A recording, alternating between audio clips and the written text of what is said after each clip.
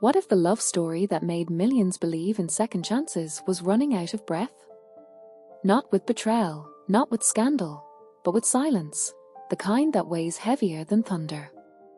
At 57, Keith Urban stands beneath the same spotlights that once crowned him a miracle of survival, a man who clawed his way from the ashes of addiction, fame, and fear to build a life with Nicole Kidman that once seemed unbreakable.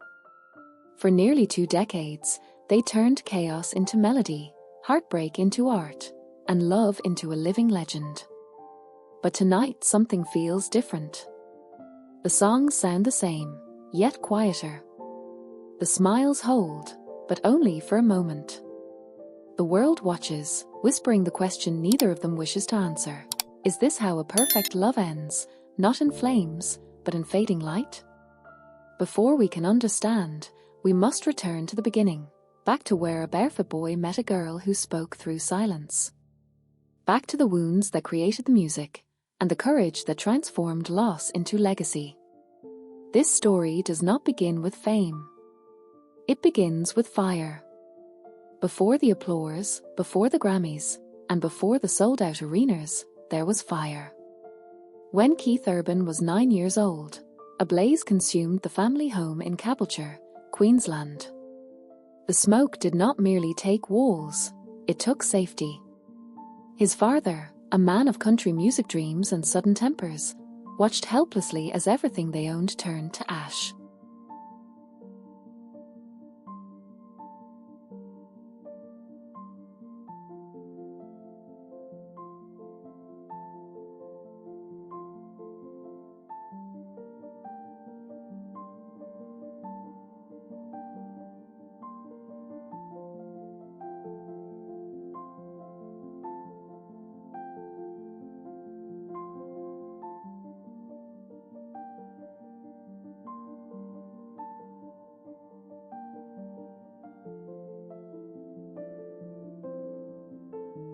According to the Sydney Morning Herald in 1989, the fire left the Urbans starting again from nothing. Keith learned early that survival was not loud. It was quiet, almost musical.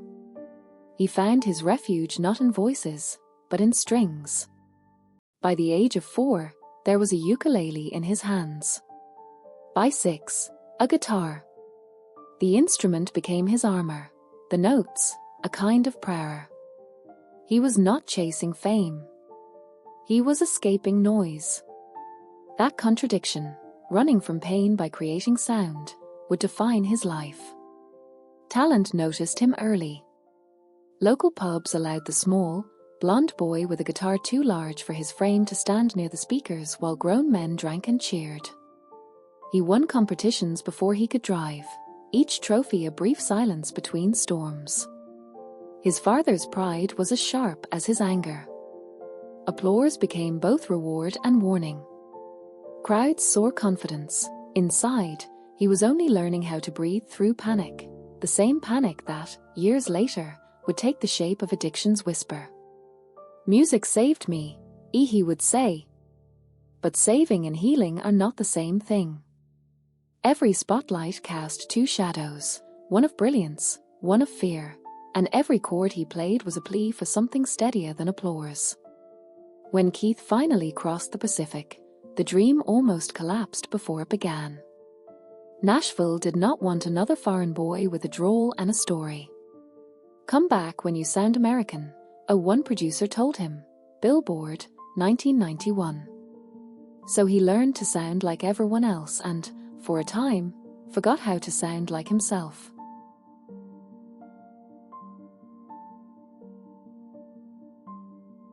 The paradox deepened. The more he succeeded, the more invisible he felt. Later, he would admit, I was not chasing fame. I was chasing peace. But the peace he found was only an echo. He thought he had escaped the fire. It was just waiting inside him. In the quiet suburbs of Caboolture, the walls had thin patience.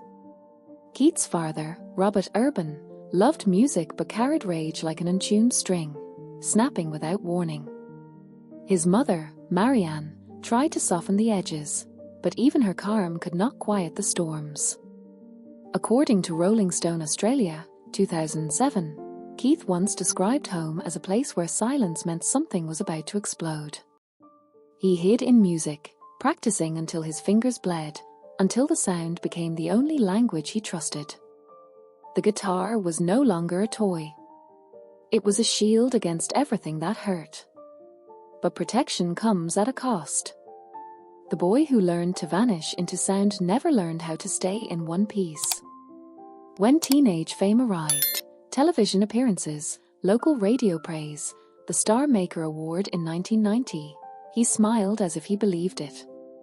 Inside, he was rehearsing how to disappear. Alcohol crept in early.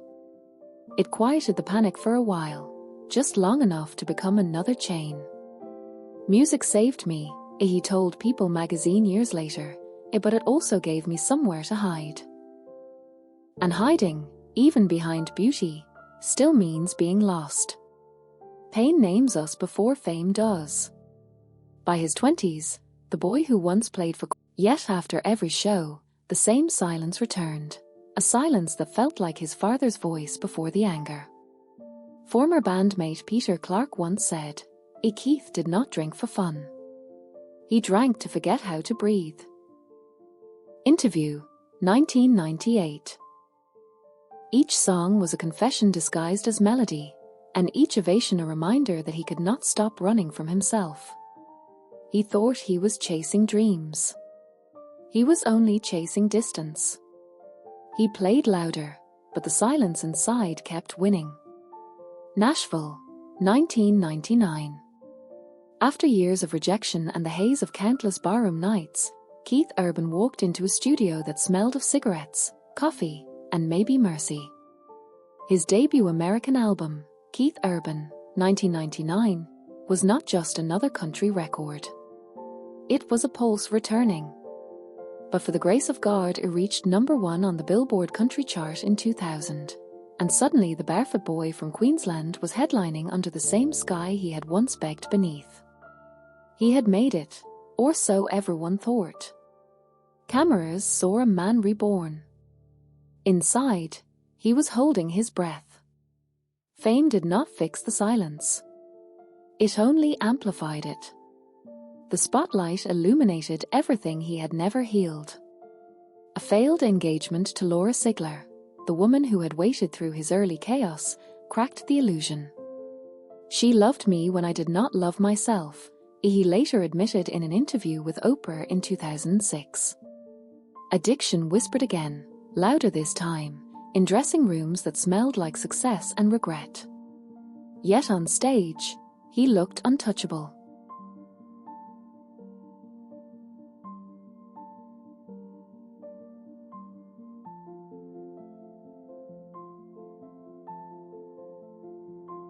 Country legend Vince Gill once said, he plays like he is bleeding hope, but hope, like talent, can be overused until it frays. When silence plays, rhythm listens. Then came 2005. A red carpet. A glance. A quiet collision of two survivors. Nicole Kidman and Keith Urban met not as stars, but as two people who recognized the same scar in each other. She was light with a shadow. He was music with a wound. Their first conversation stretched for hours. I felt seen for the first time, Keith confessed to People magazine in 2007. And yet, the brighter they burned, the more fragile the flame became. He believed love would save him, but it was about to test him. June 2006, under candlelight in Sydney, Keith and Nicole exchanged vows that felt unshakable. Within months, the tremor came. Addiction, that old ghost, returned like smoke under the door. According to The Guardian, 2007, he entered rehab only 4 months after the wedding. It was not tabloid chaos. It was quiet devastation. Nicole did not leave. Instead, she staged an intervention, flying friends and family across states to confront him with the truth. I did not think I deserved her, Keith said later, his voice breaking again on Oprah. Their love became a test of endurance, two people trying to rewrite the ending they had both already lived once in different forms. The media called it the relapse that nearly broke the golden couple. Vanity Fair, 2008. Cameras stalked every rehab entrance, every weary smile.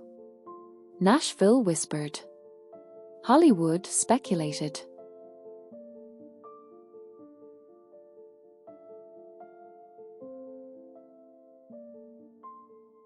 Nicole remained silent. She saved my life, Keith admitted in Rolling Stone, 2009. Behind closed doors, redemption was messy, night sweats, trembling hands, the long ache of withdrawal, but also forgiveness served raw. They emerged quieter, humbler, still together.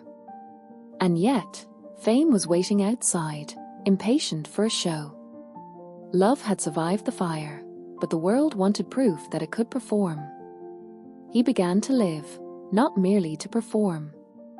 His album Love, Pain and the Whole Crazy Thing, 2006, soared to platinum. At the same time, Nicole's film The Golden Compass reached theaters. Two careers reignited, yet their peace was built on exhaustion. A former tour manager recalled in a 2010 interview, they were in love, but running on fumes. When Keith sang Stupid Boy, audiences cheered. They never realized it was a confession. For a while, it seemed the storm had passed. But storms do not vanish. They wait. He believed he had found peace. He had not. There are nights when applause means nothing. Keith once admitted that silence after a concert is louder than any crowd. By 2012, he was touring sold-out arenas across continents. Millions of records sold, yet an invisible weight pressed harder with every encore. When The Voice Australia invited him to serve as a judge, the world saw it as proof of triumph. But every camera flash seemed to steal a little more of his peace. Nicole, meanwhile, drifted between continents, filming The Paper Bear and Grace of Monaco.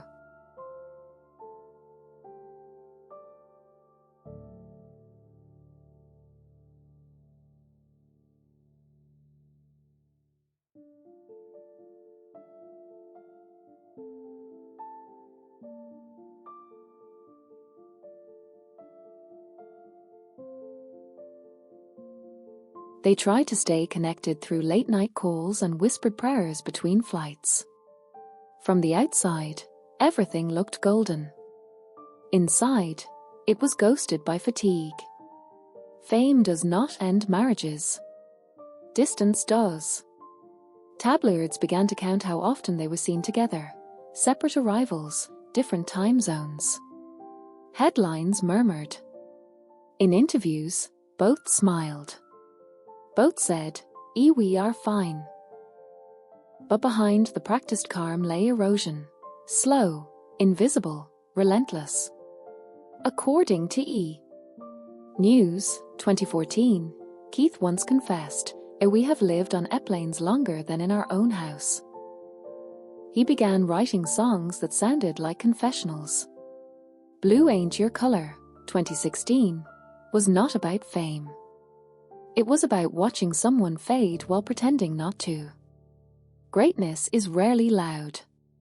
It is human.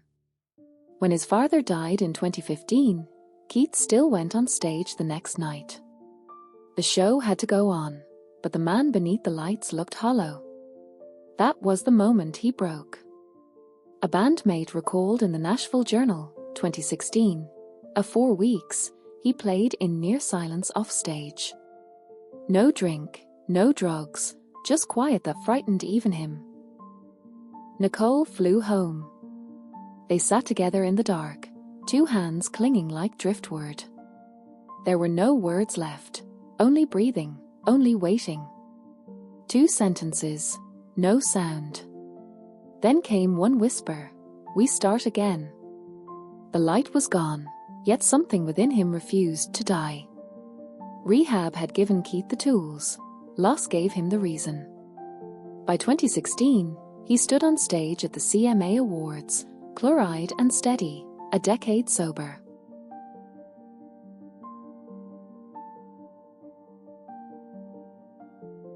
It is a daily choice, he told the Tennessean in 2017. And she is the reason I keep choosing right.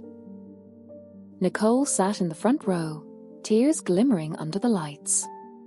They had fought for normalcy, school drop-offs, pancake mornings, movie nights in their Nashville home. Their daughters, Sunday Rose and Faith Margaret, grew up hearing the hum of guitars as lullabies. The same instrument that once hid his pain now carried peace through their walls. He was no longer escaping. He was staying. The industry that had almost destroyed him now called him the comeback king. Ripcord, 2016, and Graffiti U, 2018, both went multi-platinum. The old Keith had chased perfection. Producer Dan Huff told Billboard in 2018, the new one chases truth. Yet the spotlight always demands more. It asks, what happens when the story becomes too quiet to sell?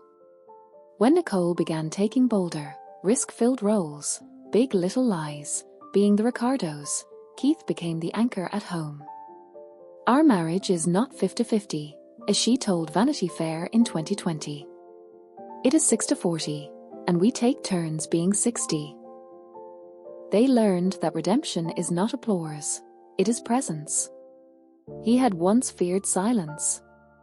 Now it was his only peace. By 2023, they had passed 17 years, longer than many expected, gentler than headlines guessed. Keith began mentoring younger artists through recovery programs. Nicole produced films for women who had been written off. Both moved slower now, deliberate, grateful. When asked the secret, he said on CBS Mornings, 2023, we stopped trying to win.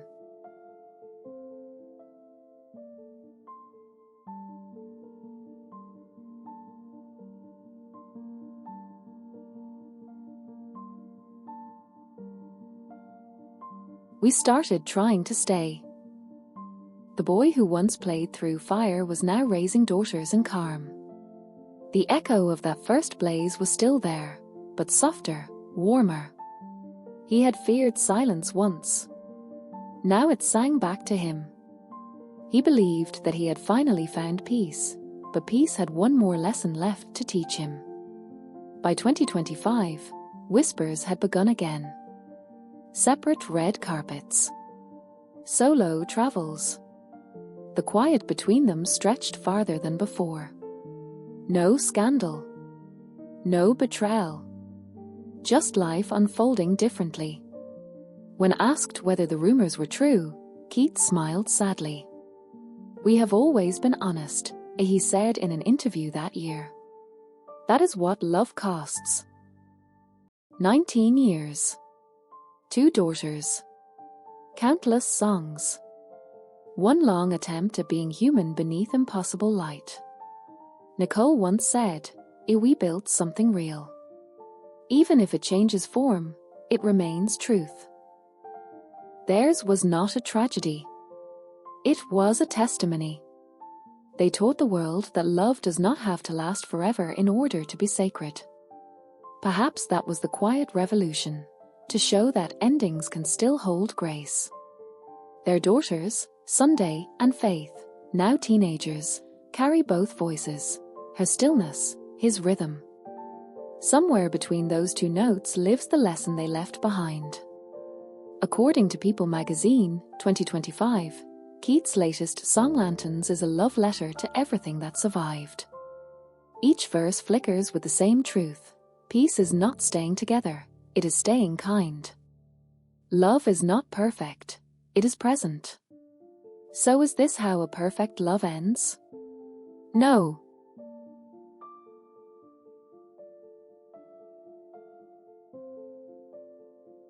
It evolves, from passion to partnership, from performance to prayer, from story to song. The boy who once played through fire and the girl who once spoke through silence built something the world could feel. And that is a kind of forever. Their legacy is not the marriage itself. It is the courage to love out loud and to let go quietly.